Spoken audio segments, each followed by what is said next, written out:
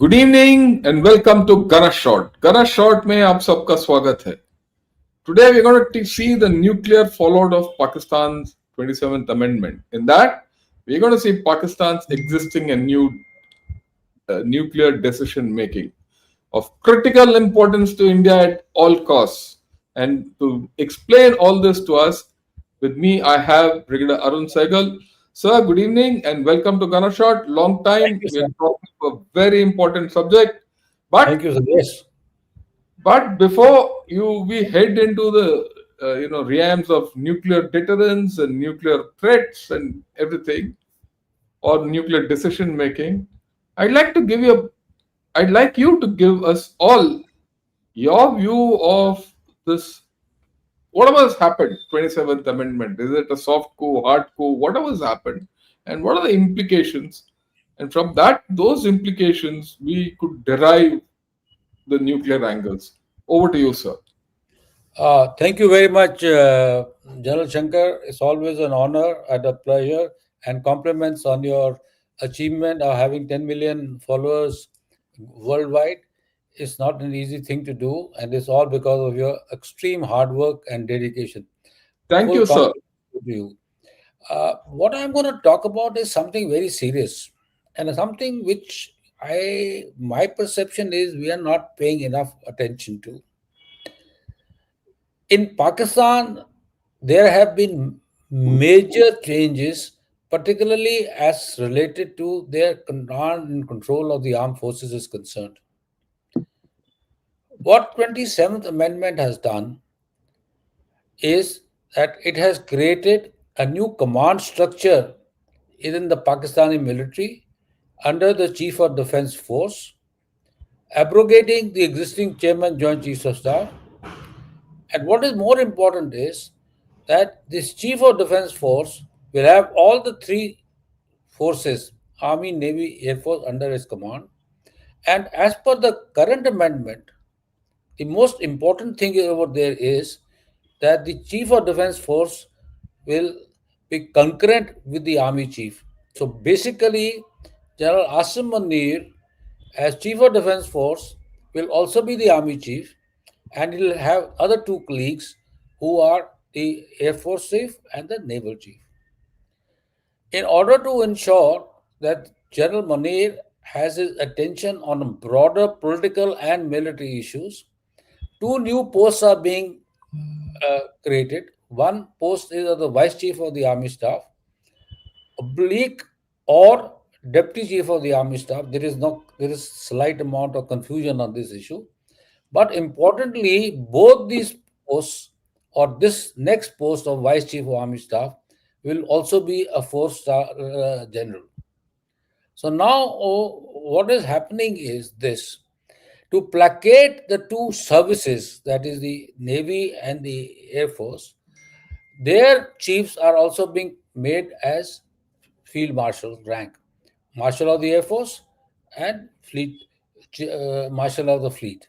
So now, this, as if this was not enough, the third element of this whole thing is that what we're going to discuss in more detail is creation of a national strategic command under a military officer from the army nominated or selected by the chief of defense force, and who the prime minister will have no option but to appoint.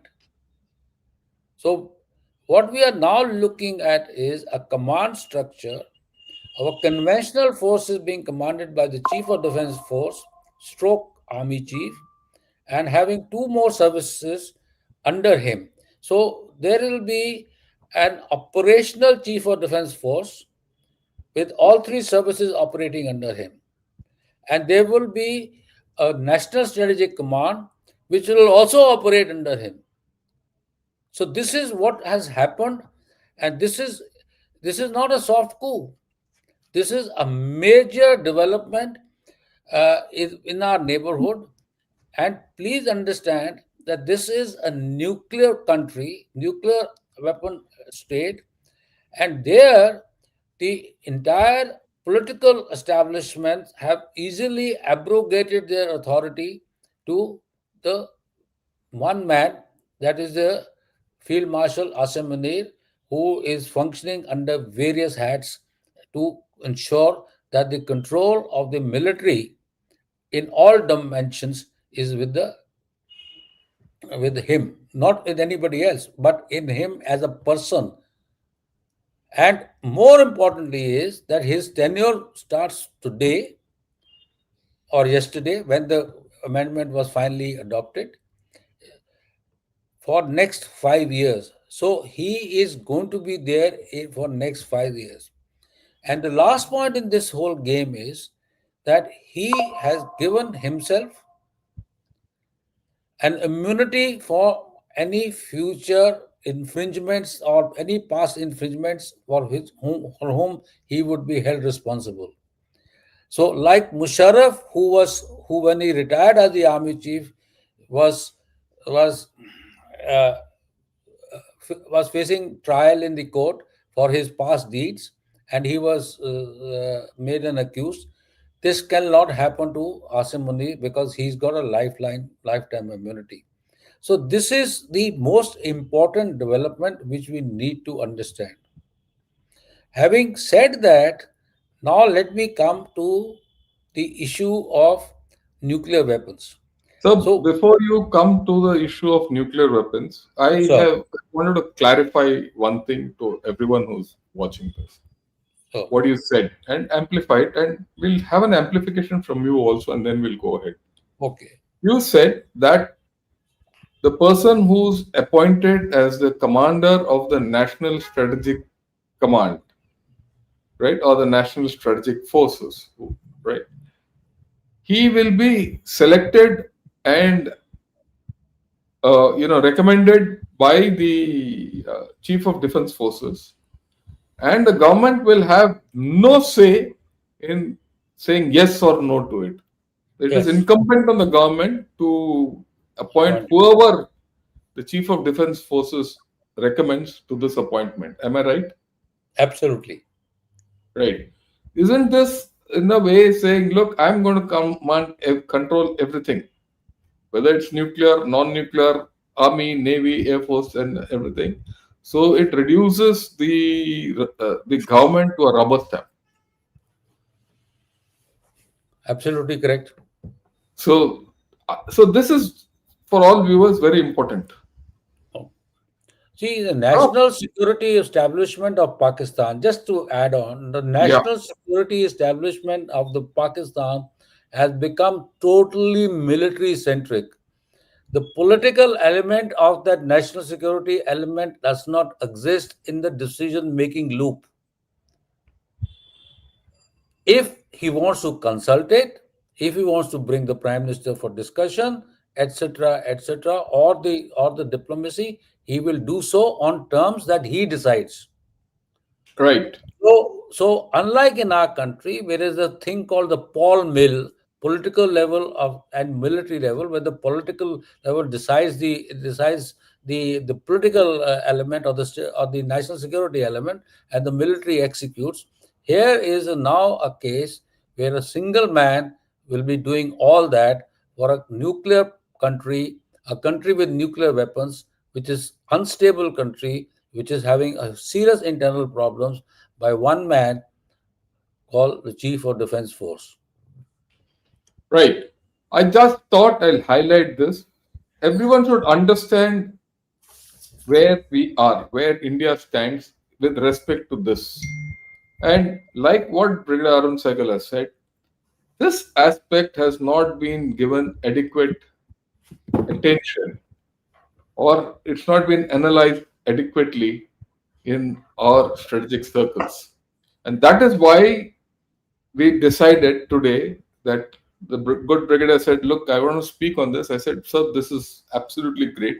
And we are speaking on this. So, next, sir, all yours. Okay, now I want to focus on the most important element of this. See, conventional forces we can deal with. We have the capacity and the capability to deal with. But nuclear weapon and nuclear command and control and strategic stability are a different kettle of fish, and we need to understand that. Can I have the uh, slides, please? Yeah, sure, sir. So I have taken the thing to cover this through a small slideshow so that we understand the dynamics, and I don't want to make people, I mean, make any mistakes or give any wrong perceptions on this. The fun, the bottom line as far as Pakistani nuclear weapons are concerned. Next slide, please, sir. We have to be very clear. The Pakistan strategic forces, his nuclear capability is totally India centric, and it is an intrinsic part of his overall strategic deterrence against India. To maintain this capability and the credibility of his deterrence, he is involved in qualitative and quantitative upgradation of his nuclear arsenal, which includes delivery means, road mobile plus deep silos, and integration of emerging technologies in his nuclear calculus. He looks at nuclear weapons as a part of an overall strategic deterrence to maintain strategic stability in his favor, and it is also seen as an extension of war fighting. Now, this is important to understand that from Indian and perspective, nuclear weapons are political weapons, not to be used, but only for deterrence. But as far as Pakistan is concerned, he has no such qualms. For him, the nuclear weapons are both for deterrence as well as war fighting. So he follows two broad doctrinal precepts to, to achieve his aim. One is he is created a low yield weapons as an extension of his conventional response. He believes that should there be a serious intrusion or existential threat, he would not hesitate to use tactical nuclear weapons as what he believes as a war termination strategy, disregarding the fact of India's no first choose doctrine. I mean, that's his perception. The second thing is he to ensure that he believes that it can escalate. So he has a doctrine of what he calls first followed by second strike. That means he, behind his tactical nuclear capability, he has credible strategic capability in terms of medium range missile systems, which can hit practically most areas of our country. So, towards this, he calls this as a full spectrum deterrence, or some also call it from 0 to 2350. That is 2350 be the range of the his longest weapon system called Shaheen. He is attempting to make his weapon system more survivable and credible through regular technology upgradations. He is presently involved in MERV system development, miniaturization, and moving towards the triad by developing seaborne nuclear capability. Thank you. Next slide, sir.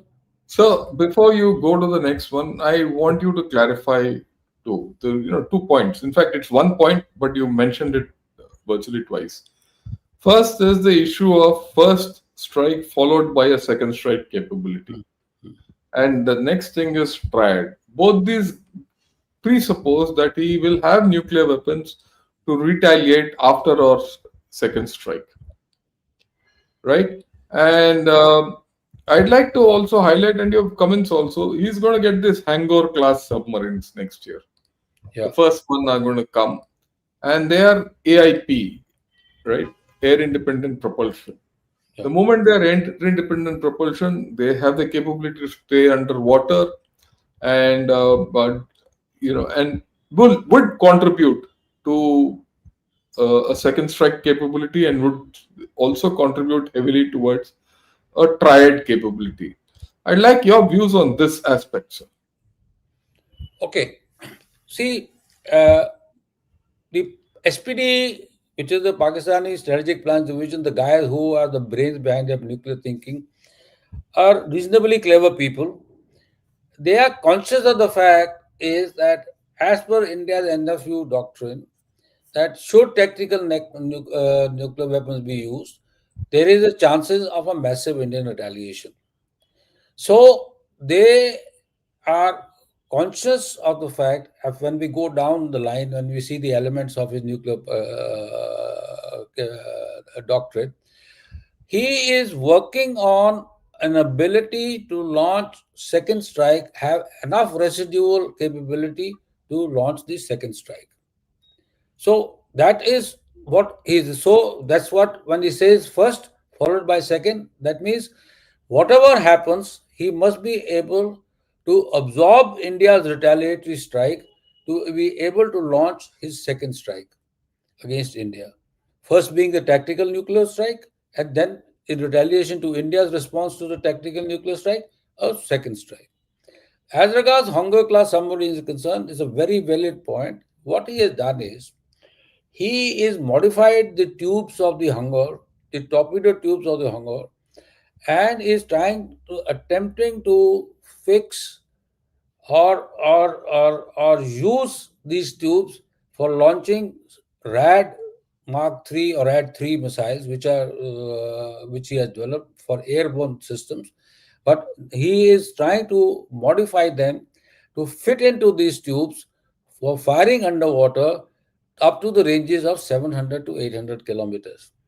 Uh, Unlike us, which are looking at a strategic underwater deterrence, he is happy at the moment in his developmental cycle to be able to create a limited underwater capability to respond to targets which are both at sea and at land, particularly given the fact that he can operate from his coastal areas to our India's west coast, where a large number of our important economic and strategic assets are there.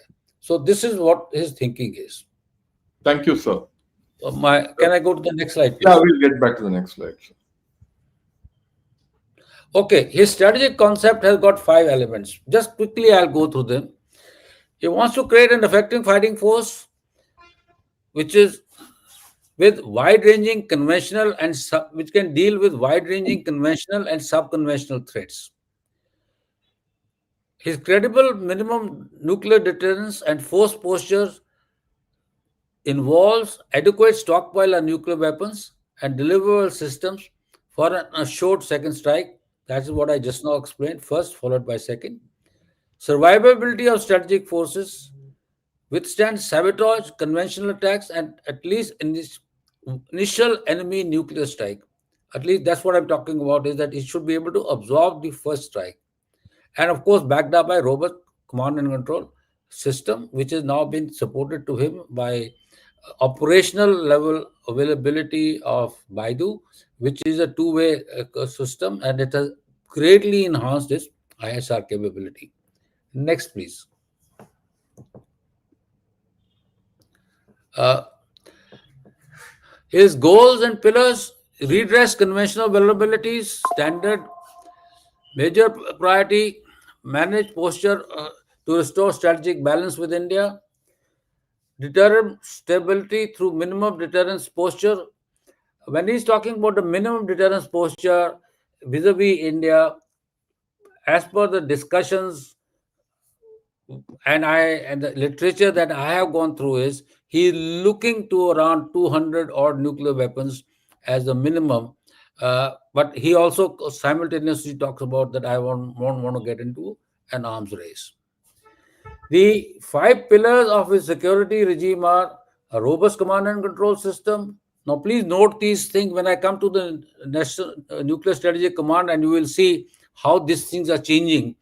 A robust command and control system, multi-layer defense in the entire spectrum of conventional nuclear threat, and which also includes five Ds, which is deter, detect, delay, defend, and destroy. Next, please. Uh, the next is the regulatory systems, comprehensive export control regime. I will not go into that, and international cooperation. These are standard norms of anybody, and so these are important for Pakistan, incidentally, because they want to also project to the West that it is a responsible nuclear player. Next. Okay, so now how does the his strategic decision making as today, before the nuclear strategic command came about, look like? May I have the slide, sir? Now, on top is what is called a National Command Authority, which is chaired by the Prime Minister. It has got two committees. One is the Employment Committee, which is responsible for, we'll go into the details a little later, which is by and large responsible for employing, development, employing nuclear weapons. And the, what is called, Development development, control committees. sorry, development control committee, which is basically to develop new weapon systems, integrate technologies, enhance ranges, look at the kind of warheads they want, all those things. And to do both these tasks, the management structure for these two committees lies in the strategic plans division. Now, this is interesting to note that we do not have this structure. We have what is called Strategic Forces Command, which controls the nuclear weapons in all dimensions. Then we have got an executive committee and a political committee, but we do not have a secretariat, dedicated secretariat of handling our entire nuclear web capability and our nuclear work, if I may put it there, starting from the nature of the weapon system, design, requirement of materials, requirement of warheads, and arms control and other issues. Under the National Command Authorities lies three separate strategic forces commands: one Strategic Forces Command Army, Strategic Forces Command Navy, and the Strategic Forces Command Air. Next slide, please. Now, like I mentioned, is a three-tier structure. An SPD is the second tier, and the three Strategic Forces Command is the at the bottom. Two committees. Integration is through the SPD. SPD is actually the nerve center of the Pakistani Nuclear Command Authority and its nuclear command functioning, and it is responsible for intelligence reconnaissance systems and operate through and every element of the nuclear aspects of Pakistan is done through the SPD. The important part to understand is the decision to use nuclear weapons is based on consensus within the NCA. The casting vote is of the Prime Minister, but in the absence of consensus, majority vote would also suffice. Now, this is an important issue that we need to understand. The launch of a nuclear weapon by Pakistan is authorized by the Prime Minister, who has a casting final vote, but in case there is no consensus, a majority vote would also suffice. So basically, it means was that, I mean, the fact of the matter is that if there is no consensus, the Prime Minister will have a casting final vote. So it basically meant is that the Prime Minister had the authority to launch weapons, nuclear weapons. Why is the political authority necessary for launch of nuclear weapons? But the political authority is necessary is because the impact of the nuclear weapon use is meant on the population of a country. It has leads to a large scale deaths and destruction, and therefore it is the political authority who is selected by the people, responsible to the people, who must take the final call on the use of nuclear weapons. And it is so in every country except one in this world, and that is North Korea. So today, Pakistan basically is moving towards a North Korean type of a nuclear command structure. Can I have the slides, please? Again, sir? Yeah, 1 minute. Yeah, no issue. Okay, next slide, please.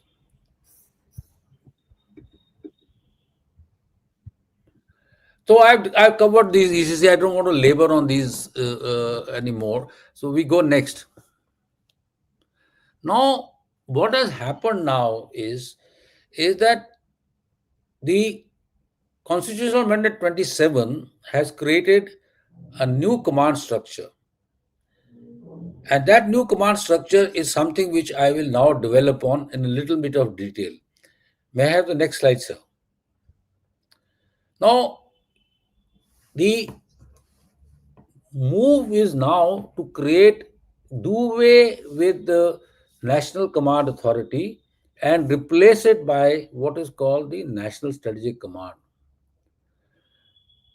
The main differences in this between the other one are the NCA, as we just discussed, was chaired by the Prime Minister and had both cabinet ministers and senior military officials, and with most important joint oversight and importantly shared decision making to cross the nuclear threshold. So it was not a decision of the military, it was not a decision of the civilian, it was a joint decision. As I said, Prime Minister had the casting vote, and they were responsible for nuclear doctrine, policy, and deployments. But now this has been changed. It will change now to National Strategic Command, led by a commander from the army, appointed by the Prime Minister on the recommendation of the Chief of Defence Staff Forces. And Prime Minister is duty bound to appoint a man selected by the Chief of Defence Force. He has no option in this. And please also note, the Chief of Defence Force is also the Army Chief. So here is one man wearing two hats who now has a man who's commanding the National Strategic Command who controls him. And there is now the most important aspect is that there is now going to be no civilian oversight. And even more importantly, the other two strategic forces command are not going to be integrated in this. This is not very clear. It might just happen that he integrates them, but the fact of the matter is that the command and control and the decision making element of the entire nuclear forces now rests with one man, that is the Chief of National Strategic Command, who works under the Chief of Defence Force. So this is what is the change that has happened. So in short, and to clarify, the military today, and not only the military, the army in Pakistan is today firmly in control of the entire nuclear capability of the country and will decide on how to employ it and how not to employ it. It has got some serious implications. We will come back to it. Anything you want to say, sir, at this point in time? No, no, nothing. Sir, but what you have said, if you could put your slide thing down. So, yeah, thank you. The main issue is what is this thing is it's a single point control, and with the dilution of the civilian control completely. Earlier, it was earlier also. If you saw what the good brigadier had said, the prime minister could cast his final vote, but it was not a veto vote. It was by majority vote that use of nuclear weapons was authorized. But now, even that is gone. See, the whole structure is such that the Chief of Defense Forces will now be the deciding authority to whether to use nuclear weapons or not. Those civilians will be there, but they're pure rubber stamps. Am I correct in my understanding of this, sir? No, it is not clear under what will be the structure of the National Nuclear Strategic Command. The organizational structure has not come out as yet. But fundamentally speaking, is that the civilians in that command structure would only be in the SPD, which still remains the way it is, and the civilians in the SPD will be there. But bottom line is not that. The bottom line is the duality of control, that is the civil and military control which existed under the NCA, will no longer exist, and the control would be simply will be exercised in any manner that is seen fit by the Chief of Defense Forces. I repeat, the control and the exercising of that control will be done by CDF operating through National Strategic Command. So the civilian oversight, the political oversight is no longer going to be there. And that is a very serious issue, because if we thought in Op Sindoor that there were checks and balances, and if you recollect, there were checks and balances. The the foreign minister was talking one language of reconciliation. There were other languages of restraint. Now that language of restraint is going to be the language which will be decided by the Chief of Defense Force. And when I come to the implications, I will highlight these issues in a little more detail. Right, sir. Can I have the Please go slide, to sir? the next slide, sir. Yes, thank you. So this is basically I have covered this. So institutional composition we have covered. Next one, sir. Operational control. Now this is something which we were just discussing just now.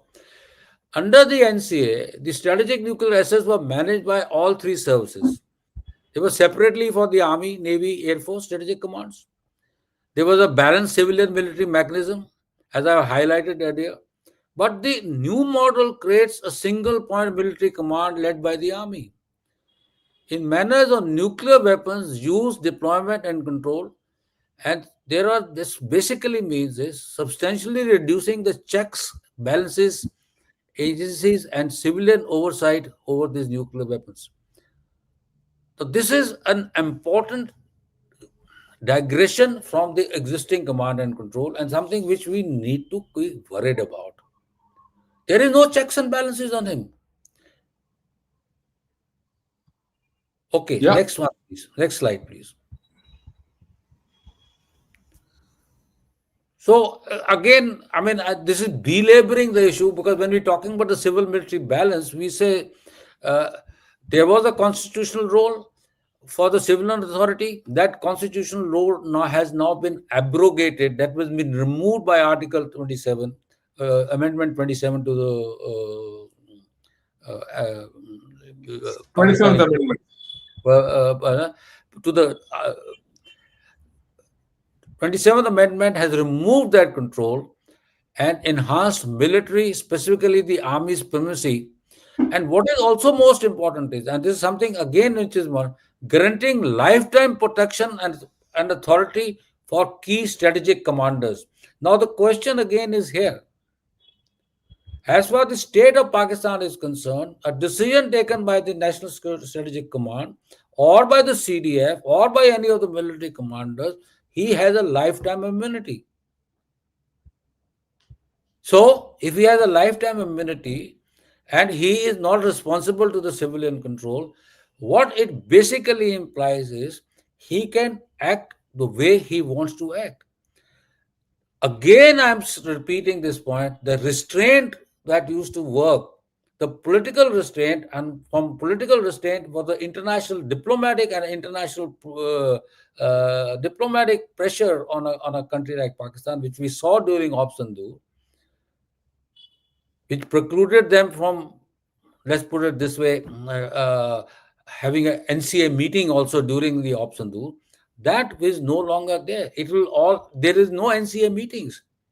There will only be National Strategic Command, CDF decides, and they say they get into a huddle and they say, it seems we feel that we are facing an existential threat, so I must use nuclear weapons, or I must start doing brinkmanship.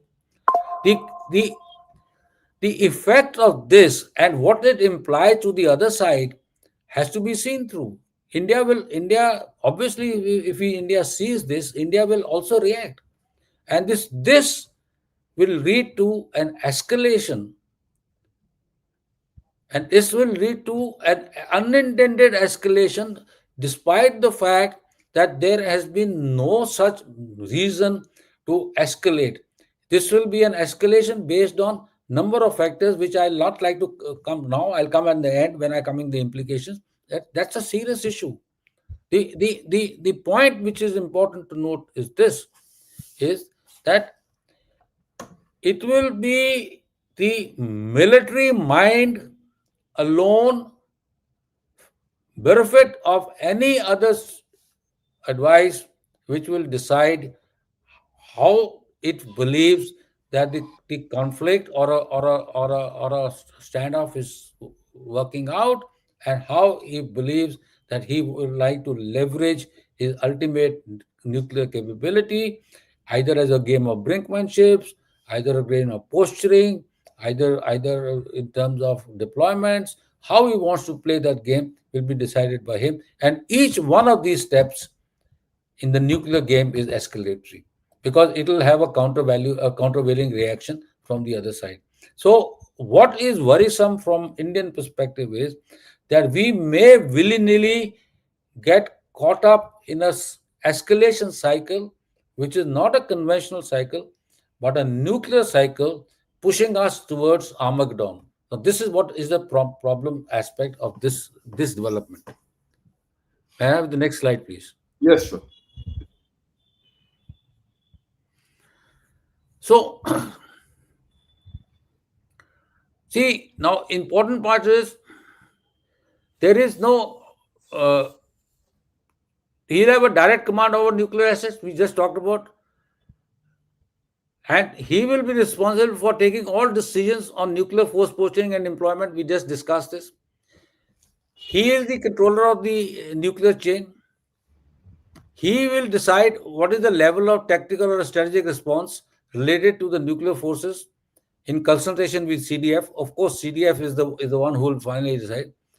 SPD has just been reduced to a supporting body. It was always a supporting body, but SPD always, because of its stature, always had a major role to play in terms of managing the nuclear response capabilities of the Pakistanis.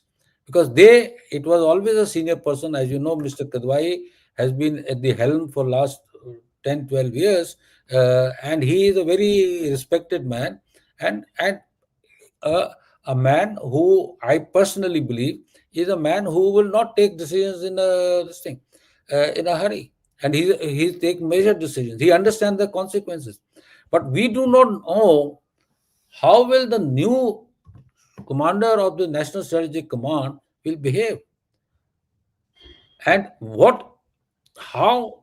And the worst thing which the Pakistanis need to understand is that the country might land up in a war scenario or in a nuclear scenario in which they have not bargained for. It is the military, Pakistani military. This is exactly, now want to go back to 1971. What happened? The Pakistani created a scenario in which it started operations in Bangladesh. It started a war with India, and look what happened. So we have to be very clear and conscious of the fact that this is a very serious development. Next plan, please. Okay, this is okay. Next, may I have the next slide, please? Okay, now what are the implications? Now this is something which we need to highlight. The fundamental implication is, with the command and control with the CDF, this the deterrence becomes less institutionalized and can become high stake poker game, like I just talked about.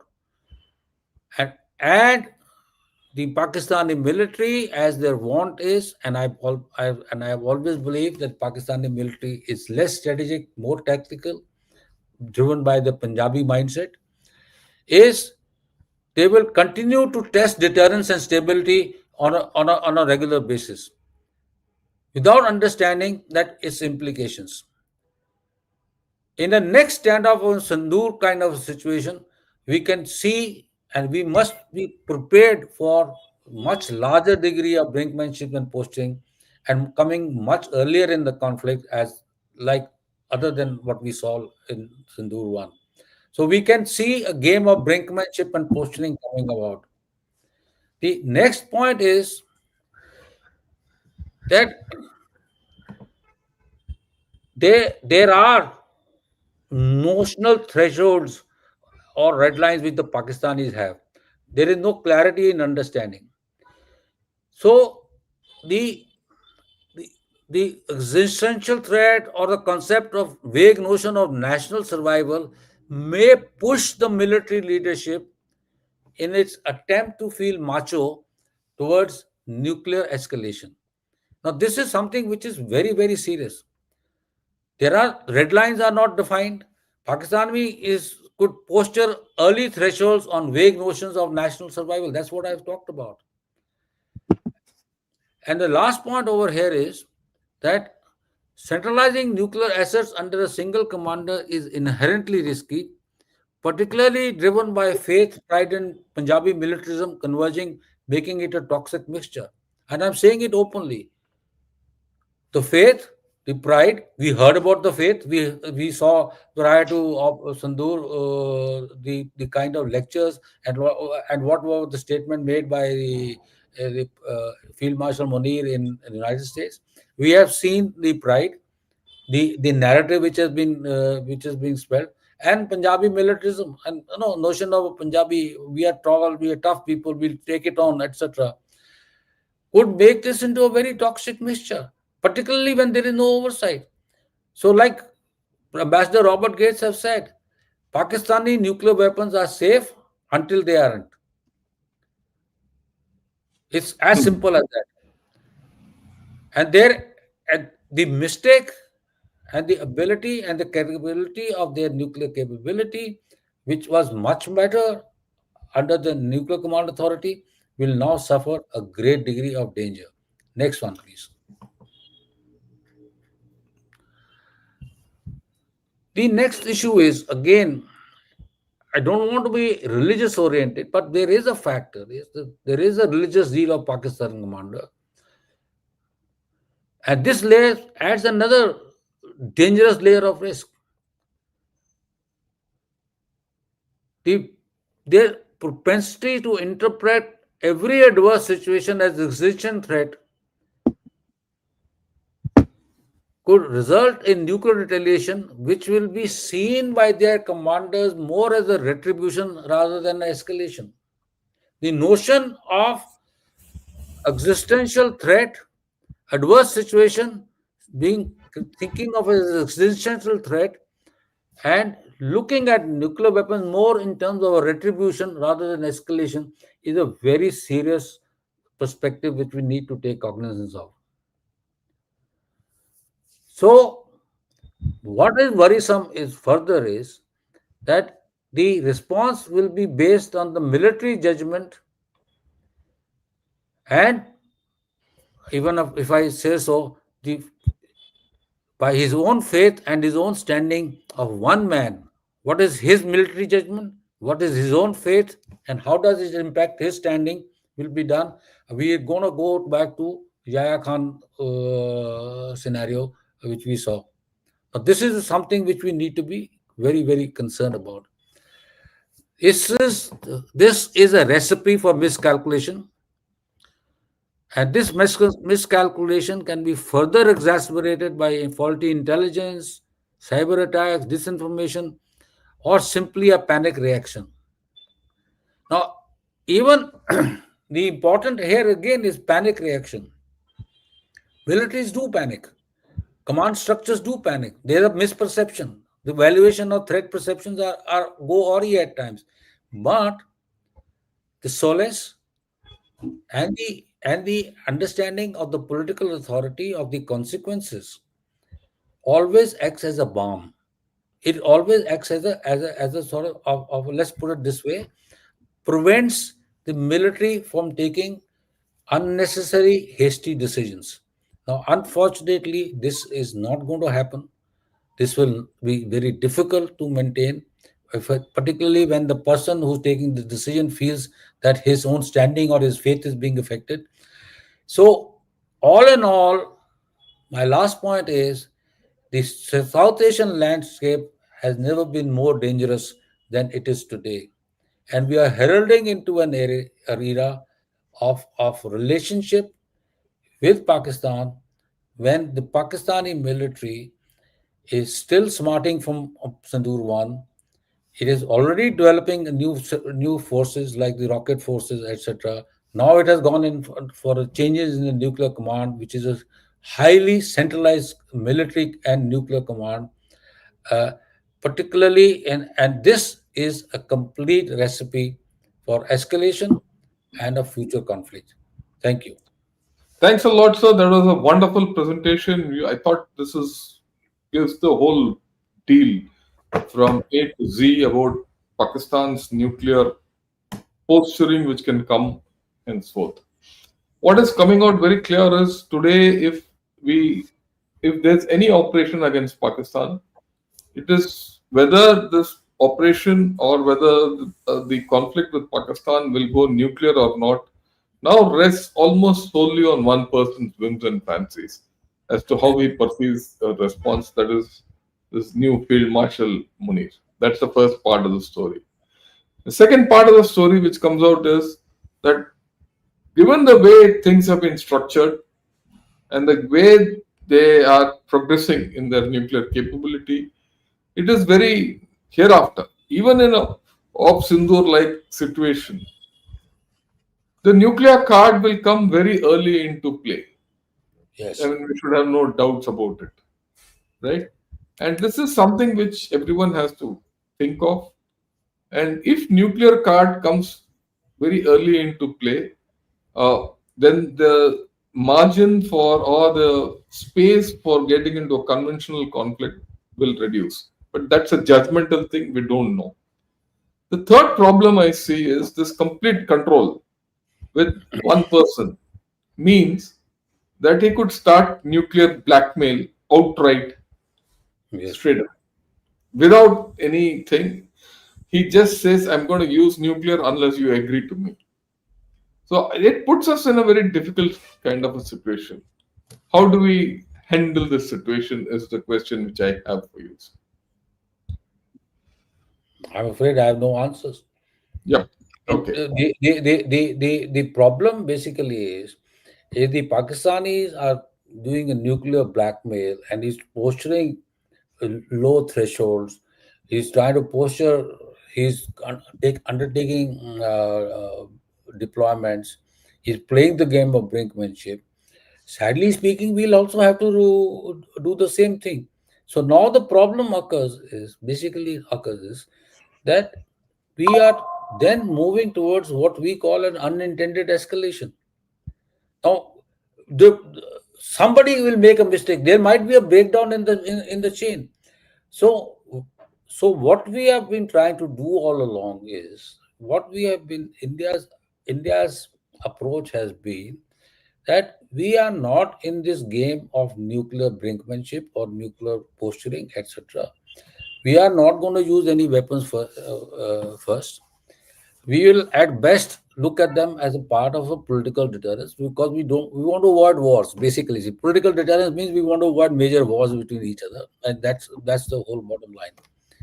Now, if that switch is becoming short circuited by Pakistan, then we are entering into a dangerous phase where escalation can take place anytime.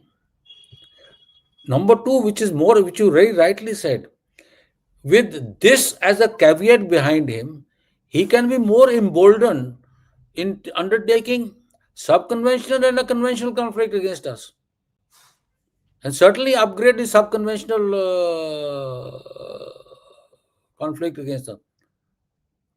More attacks, infiltration into this thing, and we seeing what happening as part of the Red Fort. Although the government has not so far said who is responsible, but look, the scenario was that the entire country was to be hit, and more religious and important places were to be hit by a bunch of guys who are out to destroy national cohesion. And same thing is going to happen. We are seeing happening. Kashmir can become alive, and based on the premise of the Pakistani current military leadership, who are now control of the entire country, to believe that if you guys go beyond a particular level, we will have no compunctions to use nuclear weapons. So this is a sort of a blackmail kind of a scenario which could come about, which we need to be thinking through, and how do we want to deal with it. And I think more importantly for that, we need to sensitize world, particularly the so-called new partners and of Pakistan, the dangerous path that that country is treading. I have seen no reports, particularly in the Western press, where this development have been criticized or even been questioned. This is the sad part of this whole thing. So where is a carte blanche being given to a man who is become, after completing his tenure, is now starting a new tenure for 5 years, and is in total control of the entire military forces, and through his persona and his standing with the weak political government, he is also in control of the political establishment in Pakistan. We are now looking at a military leadership in Pakistan which is has to be dealt with, and this is something which we need to think through. Yeah, I think that's absolutely, we are looking at a changed scenario, a changed operational scenario. The thing that we will go in for Op Sindoor 2 and all that is the days of the past. I'll be very honest. I mean, if we do that, be prepared that he will eh, pick up the nuclear ante even before. Op Sindoor, we could get away with it because there was some space between the civilian and the military, and they probably didn't expect what the way we reacted and all that. But today, anything happening, my guess is that with this kind of a convergence of control and concentration of control in one hand and the one hat of Chief of Defense Forces and the Chief of Army Staff, right? We should expect the nuclear card to be one of the first cards to be played. That's the way one it comes across, sir. And second, in he will back the subconventional operations Yeah, with the nuclear card completely. And we've already seen some of it come up. Because if you go back to his last speech, he said, I will be able to reach everywhere. yeah, And to back it up, this Delhi blast come. So, and it comes about in a manner in which you really can't blame him, right? And if you start blaming him, the nuclear card will come out. I mean, he's already given his hand out. So we are looking at a change scenario. And I think, sir, we have to, and it's not only for you, I think for the whole establishment of ours, army and political, to start thinking start gaming this situation through as to how do we respond. And I will put across a few issues. Maybe we could discuss that. I think the first thing we have to do is change our own nuclear doctrine. You need to have a nuclear doctrine which matches his capability or intent. And we should make it explicit to all concerned as to what will be the repercussions of this nuclear dimension in unambiguous terms, because Pakistan and its Chief of Defense Forces and Chief of Army Staff will only understand that language for what it's worth. Right? That's the first part of the story. The second part of the story is if the space for conventional operations have reduced, there's a requirement for us to go more hybrid, for which they won't have an answer. So I think the time has come when we have to think more hybrid, more multi-domain, and not the conventional army, land, and naval domains. I mean, this is what comes out of the whole Absolutely. I agree with you. thing. And I think we have to start communicating with the people of Pakistan. The military of Pakistan are communicating to not only the military of India, but to the political system in India and also to the people of India that look, you do anything, I'm going to use my nuclear weapons, and hereafter I've done all this, and this is it. But he is virtually going with the idea that nothing will happen to him. Hmm. The cost of anything which is being done by Asim Munir and his cohorts should be known to the people of Pakistan. And that cost should be explicit and unambiguous. So, which gets me to the fourth point that our level of strategic communications has to be on a different level.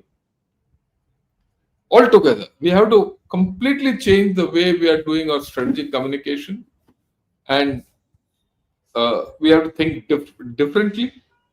And the whole thing as a whole, I mean, when I say this, I've given 4 points. All these 4 points have to be put across in a political construct because nothing beats politics to keep the Pakistan army out of the equation. And this has been my argument ever since Article 370 was abrogated. When the Article 370 was abrogated, we saw that the Pakistan army could do nothing but stand on the sidelines. And I sincerely feel you have to go back to politics, fundamental politics, to sort out this whole story. Sir,